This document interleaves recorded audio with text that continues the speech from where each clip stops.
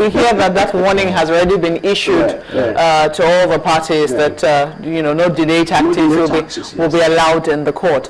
But also, do you also think that this conversation about who should bear the burden of proof, do you think that we should be having that conversation as per electoral matters? Some people believe that INEC should bear the burden of proof in this particular instance. Do you think so? Well, it depends on if the law is quite clear. He who asserts must prove. If I come up with an allegation that you came to my house, I should be able to establish that you are actually in my house. That's the truth. It is only when I say you came to, I'm able to prove that you came to my house. That is where the body now shifts to you. Oh, I did not come to your house. And in saying that you did not come to my house, you must be able to establish where you were at that particular point in time. So if someone comes around and say, look, there were riggings, there were irregularities, somebody did this, somebody did not do that, ballot boxes were hijacked. I saw some people doing multiple thumb printing, like some of these video clips that go viral. You must be able to bring it up and say, oh, I saw an electoral officer, somebody who's supposed to be an umpire, doing multiple printing, and he was looking at people to know whether they were watching him or they were not watching him and all whatnot. If you are able to bring all of this, then the body now shifts to INEC to prove that that did not happen. But basically, like a man who wants to carry a load, you must put your hand so that others can carry your load with you. So apparently the law hasn't changed, and that's the truth, because you are the one that is making allegations. That's more reason why if you find out people have done some wonderful things for themselves, like the former governor of Ekiti State did in the first election that he lost at the he was alleged to have, he was said to have lost at the poll. He made some recordings and he used it at the tribunal, which eventually worked well for him. So get your evidence intact even before the case comes. Let me look at this hypothetical case. Assuming maybe someone who approaches the tribunal certain that some things did not go right, and the person is supposed to rely on, or maybe the reports on how people voted could help his case. Because as we speak, I'm not sure INEC has published that detail of what exactly transpired. Now, I said that with respect to the smart card readers. The chairman of the commission did say while they conducted those field tests, the second objective of that test was to ensure that the biometrics of those who voted.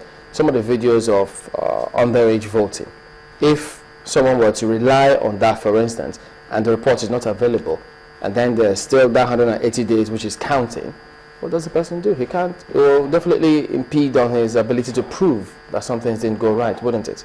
Well, that is the irony of the entire saga. If for any reason you are not able to collate some of this, is it like Yoruba man says that, if you want to fight someone, you must learn how to advance your cause. You must learn how to either show your case or you defend your case. Which is very important, because you know fully well that, look, two things are probable. Is either this election goes on the way you want it, or you are rigged out. Apparently, some people said that almost every Nigerian politician wants to rig. I don't know how much that is applicable, but I know that one thing is, for a man who wants to go and fight, he should prepare for so many things. I'm fighting in court now, not boxing. But then you are going for a competition, and the other man might want to do things that are quite irregular. So if you have evidence of this irregularity, because let's be fair with ourselves, we've had election petitions in this country, and the decisions of INEC were upturned in certain situations, like the Oshiomhole case, you remember so well, the Aregbesola case, the Fayemi case. So if you have all these cases and few other ones, then it means that people worked harder than others. If you have not worked hard enough to collate your evidence, there's nothing anybody would do for you. It's just an irony, because a lot of people have allowed their hope to be solely rested on the defendants. You couldn't have waited for INEC. INEC definitely is going to become a party at the end of the day. It is not for INEC to prove that I didn't do my job. It is for you to prove that INEC did not do its job. I think it's better left at that. And that is the best we can get under the law. Otherwise, but it means that if INEC were to go to court and institute an action and say, oh, I did not do my job, it's going to be most awkward, when you're talking earlier, you said something about avoiding the technicalities. Yeah. What's the guarantee that this will be avoided? Because at the end of the day, it will be, as we said, INEC has the materials. Yeah. The petitioner comes in with 1 or 2 complaints. Yeah. And may not have those materials. So when you say avoiding the technicalities, what exactly do you mean? You see, talking about technicalities, what we're talking about is the essence of the setting up the election tribunal is to find out, is to determine at the end of the day whether the election itself complied or not. There are a lot of technicalities that lawyers can One of apply. them being substantial compliance. Substantial compliance cannot even be technical. That is even the way it should be. But then, like, someone comes around and says, but again, that substantial compliance is another issue that a lot of people would say, what defines substantial compliance? Yeah, it's been pretty, but that is even what the law says.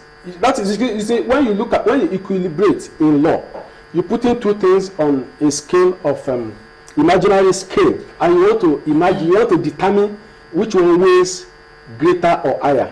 Is it just like if you look at the elections that had to be supplementary ones? Do you call supplementary? Yeah, where we had supplementary election in some places. It was not because elections did not hold.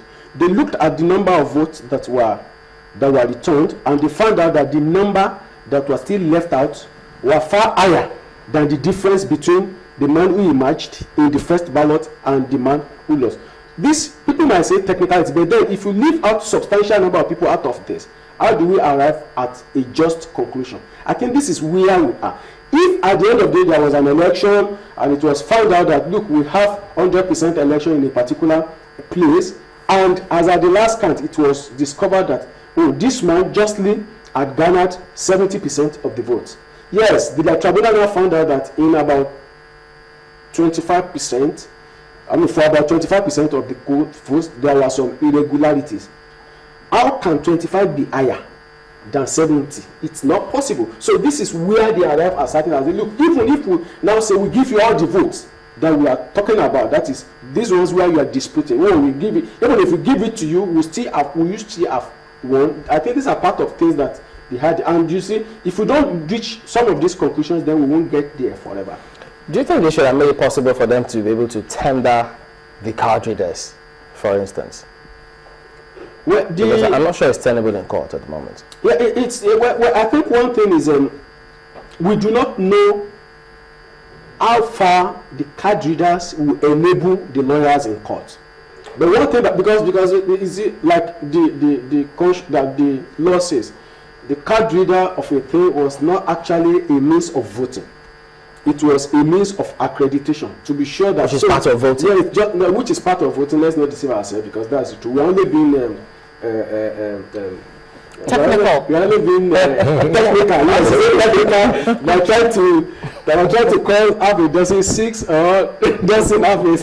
So I think basically at the end of the day, it was actually for INEC to determine whether those that were coming to vote are the appropriate persons or not.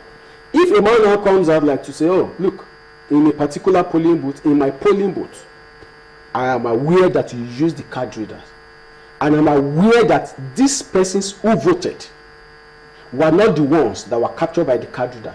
So at the end of the day, owners are shifted, isn't it, to INEC, and INEC gave us an assurance that as much the moment you are captured, the moment the card reader is you place your finger tips on the card readers, that it's systemic. It goes to their system in wherever we don't know. But I should believe that if a man comes out and say, look, I saw this lady, she was the only person that pressed the 1,000 votes in my polling booth, then definitely it becomes a duty paramount on INEC to show that, look, she's not the only person, that there were people who came around, and part of proving that was to, this is about computer. They must be able to come up with an evidence that, look, these are people who voted in this very place, and we have their finger print on our system. Because many are wondering. So that is where card reader becomes quite useful. Yeah, because they wonder that if at this stage they are not able to ensure that people actually comply with the reasons why those card readers were provided, then politicians, some of them will just watch and say, okay, well, if this happened, all right, we escaped with this part, they will build on it for the next elections. No, with the way Nigeria is moving now, I'm not sure they will be able to build on that. Rather, No, because we had people who this time around said, well, look, you had about, say, 200 people who voted, but those who were accredited, the figures were higher, so they had to just adjust this kind of figure. Well, all sorts of allegations made the round at the yes, time. allegations in few places that, look, people that voted, I mean, the results that were returned were quite higher than the number of people that voted, lost like the primary of one of the political parties in Lagos. So it does happen, right? But then I'm telling you, for those who are working, who are hoping that things will get worse or bad for this, it is never going to be.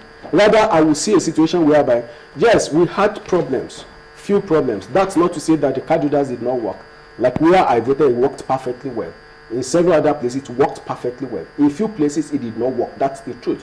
In some places, they were deliberately made not to even work. Because that's the truth. So if you don't bring it, how will it work?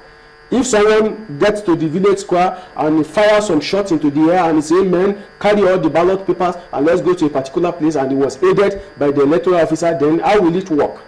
Then in that wise, you don't need a card reader. I mean, you wouldn't use a card reader in such places. So if you have all of this, people should not believe that they can build in on these malpractices in the next election. Because I want to believe that whoever becomes, I'm not patronizing Jega to continue, but whoever becomes, if he eventually leaves, then should be able to build on what Jega has been able to do. That is the standard worldwide. So it is a global standard that we have to build on. Do you think we should ensure, or the National Assembly should ensure, that electronic voting happens for the next elections? I hope so. I pray so, because that will curb a lot of things. It will curb a lot of things. We are sure of that. Yes, I'm sure. I'm so sure of it. You see, that's not to say that we won't have problems because of the high level of illiteracy. But whether I mean, that's the truth. But then we cannot continue to be static. That's why we should train people to know the difference between their right and their left. That's the reason why we should. There must be education. There must be enough. I won't call it propaganda now. INEC must go out to educate Nigerians. That's the truth. So I think basically we cannot continue to be static. We need to go. If that is applied, then definitely the level of rigging and malpractices will be if not stamped out totally, will be almost non-existent. All right, Mr. Adekunle is the former second vice president of the NBA. Thank you for coming on this morning. Thank you so much. All right, we'll be back in just a moment. We've got some other matters also scheduled here today, so don't go away.